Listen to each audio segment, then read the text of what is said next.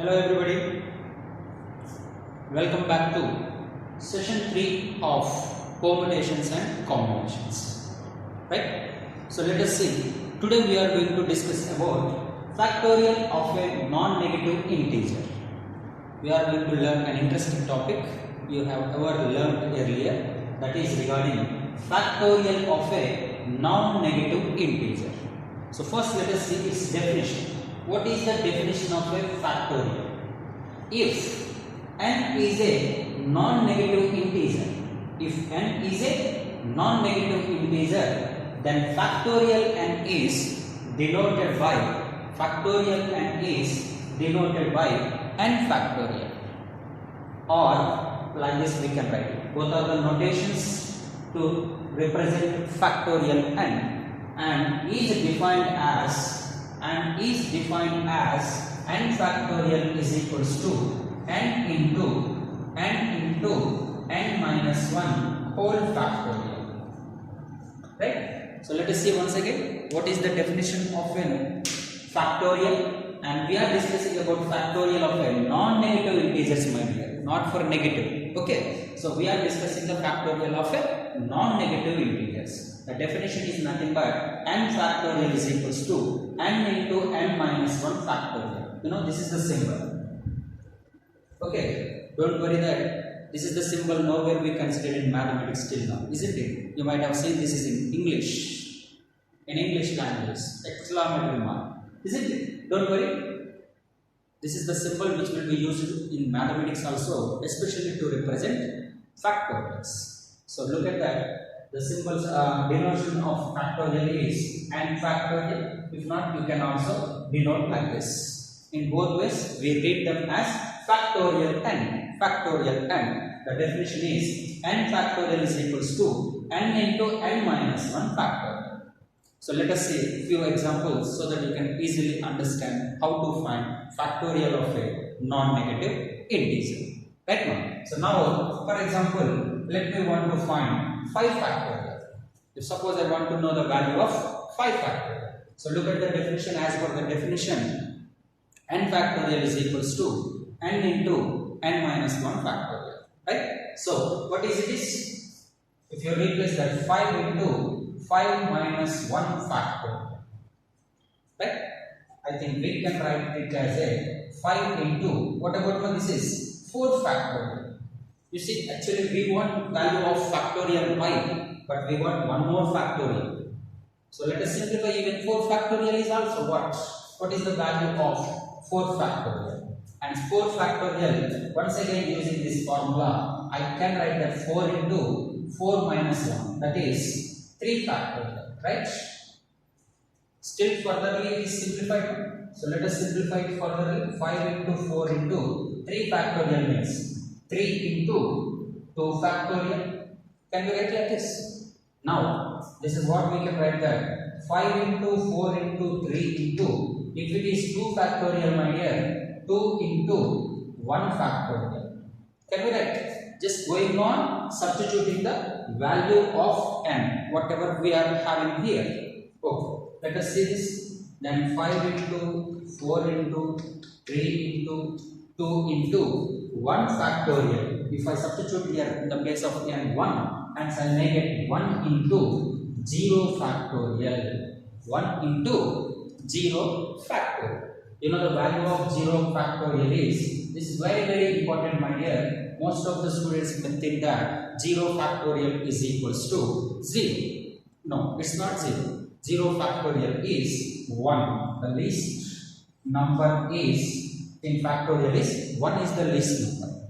So hence 5 factorial finally 5 into 4 into 3 into 2 into 1 into 1. I don't want to write twice, into 1. So hence, you know the multiplication of this is, the multiplication of this 5 factorial is equals to 5 4s are 20, 2 3s are 6, and 20 into 6 120. Hence the value of 5 factorial is equals to 120.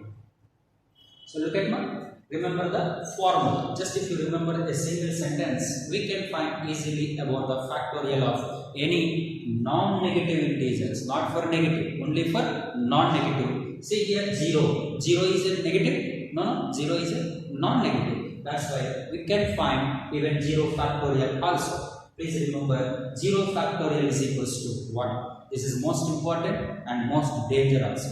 If you are aware of that 0 factorial is 1, then you are safe. Okay, ma'am. So let us see once again 5 factorial. We can write in this manner. Case 1, 5 into 5 minus 1. That is 4 factorial. Can write like this. Now once again we got a factorial of number 4. So factorial of number 4 also we can find using the same above formula. That is 4 into, n into n minus 1 factorial. So 4 minus 1, that is 3 factorial. So once again we got factorial of some other number 3 factorial. So this is also to be simplified using the same formula. So finally this is the way that easily you can remember that 5 factorial. My intention, instead of every time you are using this formula, better go with product of the numbers in a reverse order until 1. 5 factorial is equals to 5 into 4 into 3 into 2 into 1. So we need to go back product of the numbers, okay, and in a reverse order until 1 up to 1. So what is this product? We just solve 120. Okay, let us see what about 4 factorial. If it is 4 factorial, we need to write 4 into, and we need to go back up to 1. So 4 into, what is the back of 4? The number is 3 into 2 into 1. Right? So what is the product? 4 into 3, 12, 12 into 2, 24. Let us see what about 3 factorial. 3 factorial. 3 factorial is 3 into 2 into 1, which is 6. And even if you go with 2 factorial, that is 2 into 1, which is 2.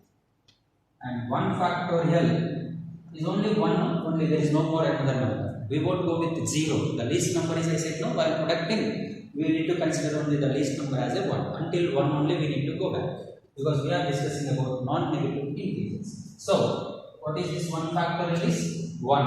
And the most important one is 0 factorial. 0 factorial value is not 0. Its value is 1.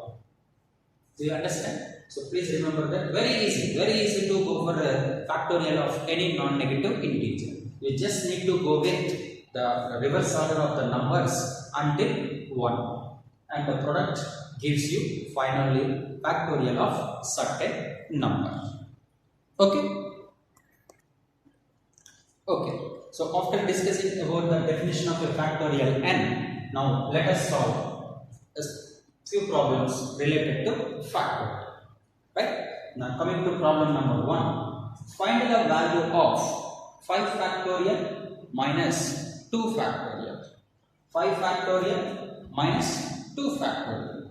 So listen, just now we discussed about the factorial definition. We need to go back until 1 and let us multiply all those numbers. So 5 factorial, how can we write? 5 into 4 into 3 into 2 into 1. 5 into 4 into 3 into 2 into 1 minus, what about 2 factorial? 2 into 1. Okay, and what is the product of this? 5 into 4, 20, and 3 into 2, 6. So 20 into 6, 120 minus 2. So what is the answer of 5 factorial minus 2 factorial is 118. Very easy, no? Oh, now let us see one more. This one. Find the value of 7 factorial by 5 factorial into 2 factorial. Now let us see. This is, instead of multiplying each and every factorial, sometimes we can also simplify in this manner. Let us see what is that. Now 7 factorial, can I write it as 7 into 6 factorial?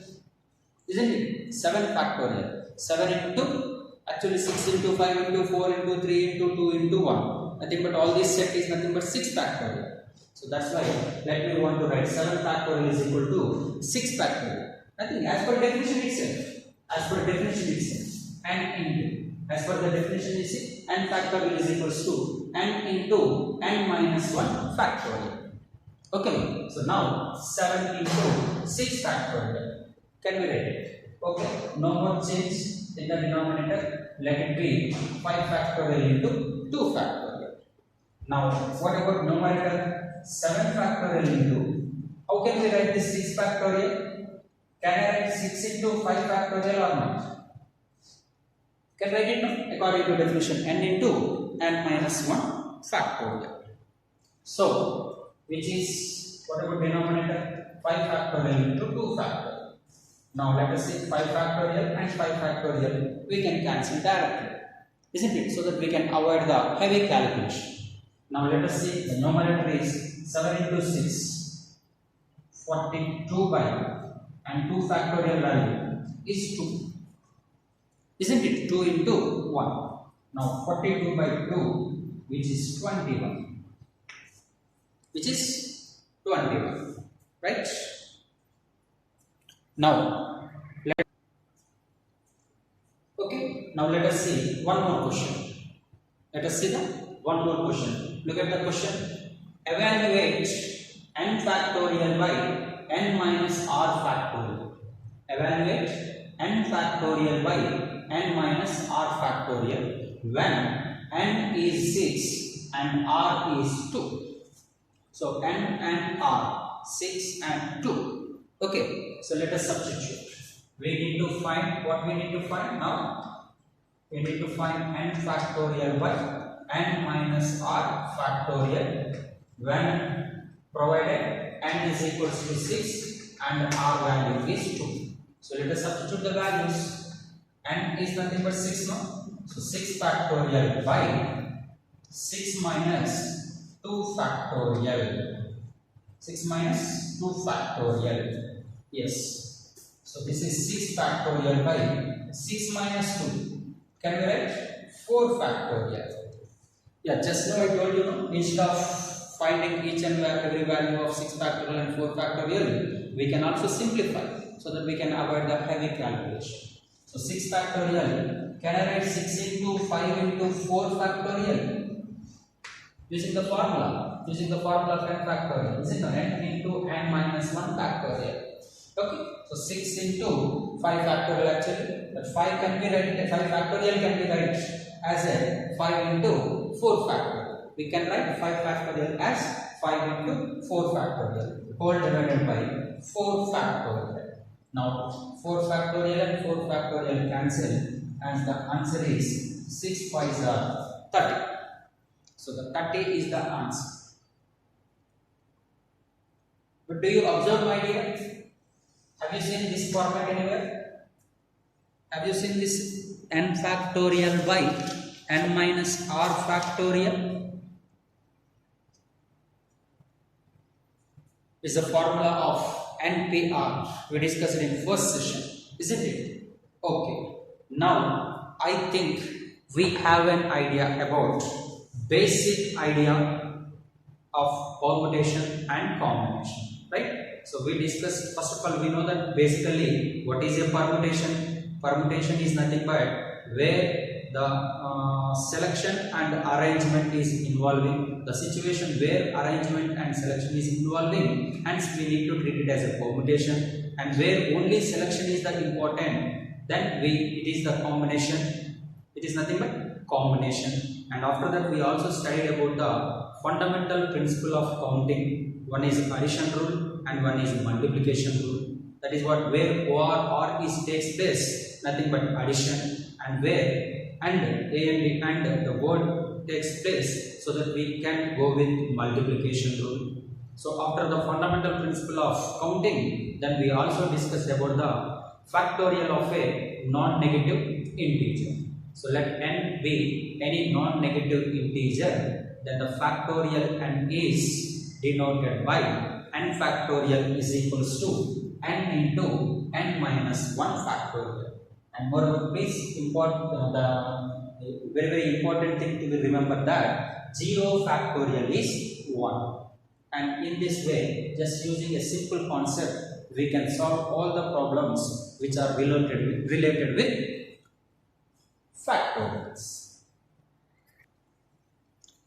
So after discussing about factorial of a non-negative integer, I think this is the time, this is the right time to discuss what is a permutation. The exactly definition of a permutation is, look at me here, so an arrangement that can be formed by taking some or all of a finite set of things, right? See once again, what is the definition of a permutation? So permutation is nothing but an arrangement, and that can be formed by taking either few, some or all of the set of finite things. Here the things are nothing but objects, is called a permutation.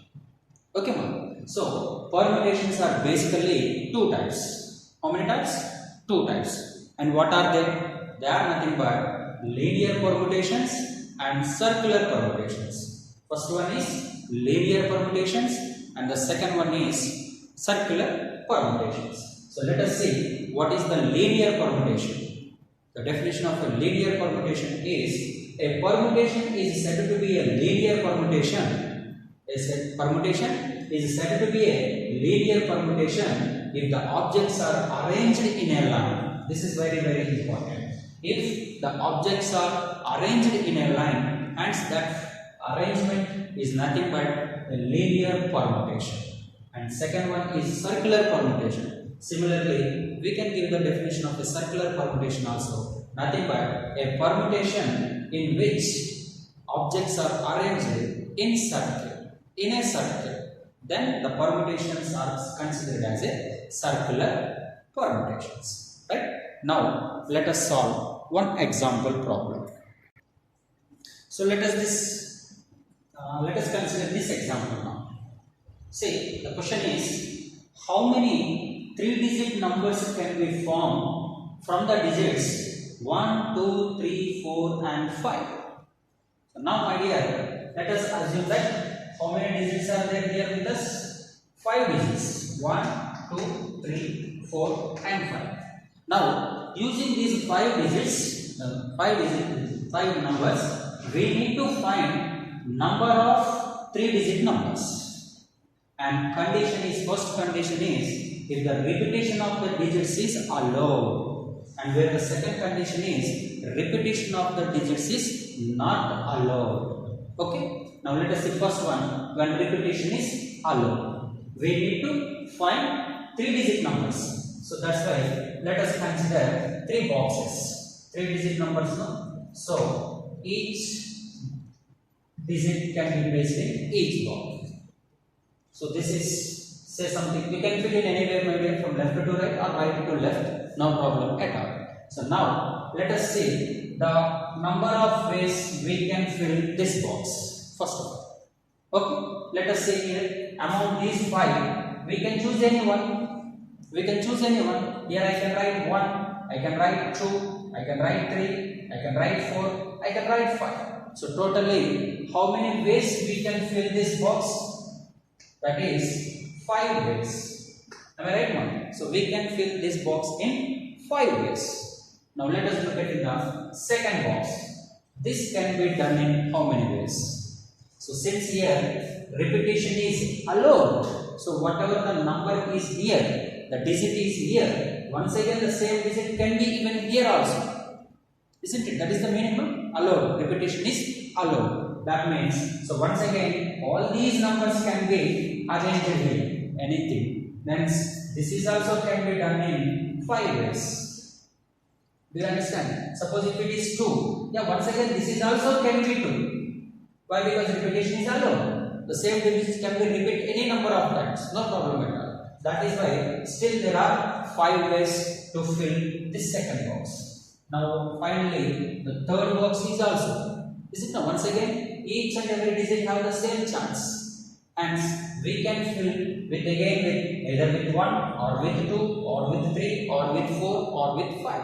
Hence, still this can be filled in 5 ways. This can be filled in 5 ways. Now, total number of 3-digit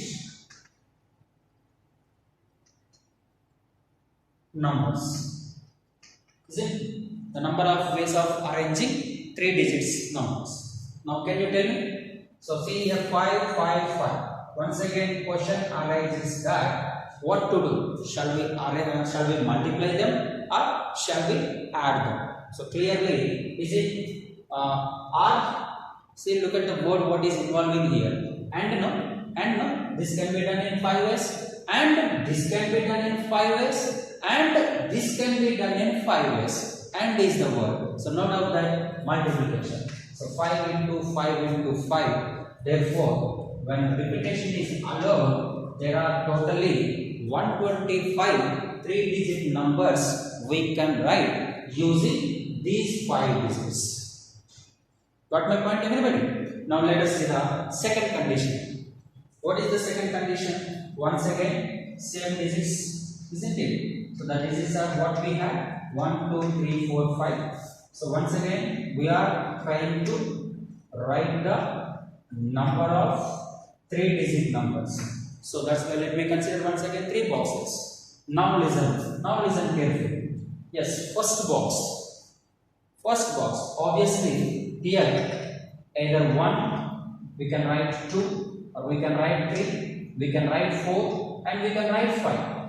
Therefore, we can fill this once again in 5 ways. We can fill this in 5 ways. Right? Next, look at about the second box. How many ways we can fill this? And remember, the condition is also repetition is not allowed. I mean, suppose if I write here 3, can I write again 3 here? No, repetition of digit is not allowed. Suppose if it is 3 now, then there are how many digits are left now? 3 already used. We cannot take it once again because the digit is not repeated. So still there are 4 digits. So we can fill them in 4 ways. I mean, this second box can be filled in 4 ways, isn't it? And coming to here, this third box, already 2 numbers are already used. We can't use them again because repetition is not allowed. So since 2 numbers are used, for example 3 and 4 are used, now leftover numbers are 1, 2, 5.